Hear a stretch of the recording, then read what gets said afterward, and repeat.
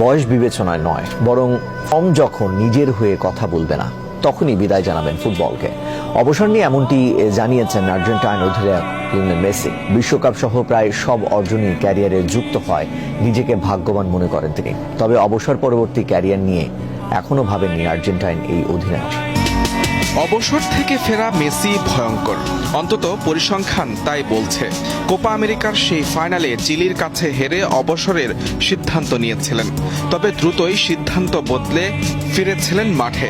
এরপর রচনা করেন একের পর এক ইতিহাস। আর্জেন্টিনাকে কোপা জেতানোর পাশাপাশি এনে দেন তৃতীয় বিশ্বকাপ শিরোপা। তাকে ঘিরে আবারও এ বছরের কোপা ও 2026 বিশ্বকাপ খেলার স্বপ্ন দেখছেন আর্জেন্টাইনরা।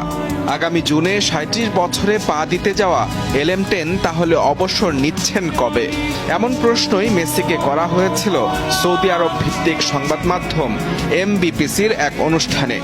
উত্তরে সরাসরি জানালেন অবসরটা এখনই নিচ্ছেন না ফুটবল জাদুকর। যখন মনে হবে আমি আর পারফর্ম করতে পারছি না, খেলাটা উপভোগ করছি না, কিংবা সতীর্থদের সাহায্য করতে পারছি না, তখনই আসবে সেই সময়। আমি বড়ই আত্মসমালোচক। আমি বুঝি কখন আমি ভালো খেলছি, কখন খারাপ খেলছি।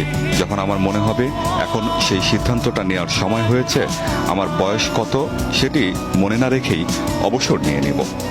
ক্লাব কিংবা জাতীয় দল, ফুটবলের সম্ভাব্য প্রায় সব অর্জনই তার ঝুলিতে।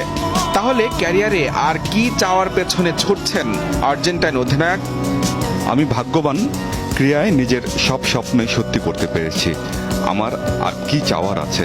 ঈশ্বরকে ধন্যবাদ পেশাদার ও ব্যক্তিগত পর্যায়ে আমাকে ও আমার পরিবারকে এত কিছু দেওয়ার জন্য।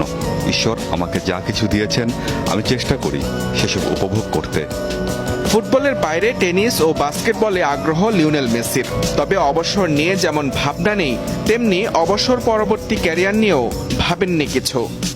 আমি এখনো ভাবিনি কিছু। আজকাল আমি দিন ধরে ধরে উপভোগ করার চেষ্টা করছি। পরে কি হবে সেসব নিয়ে ভাবি না। ঠিক জানি না ভবিষ্যতে কি হবে। আমি চাই যতদিন সম্ভব খেলাটা চালিয়ে যেতে। যখন সময় আসবে আমি নিশ্চিত একটি পথ খুঁজে পাবই। হয়তো নিজের পছন্দের কোনো ভূমিকাই বেছে নেব তখন। ইনজুরির কারণে আর্জেন্টিনার হয়ে সবশেষ দুটি প্রীতি ম্যাচে খেলা হয়নি লিওনেল মেসির।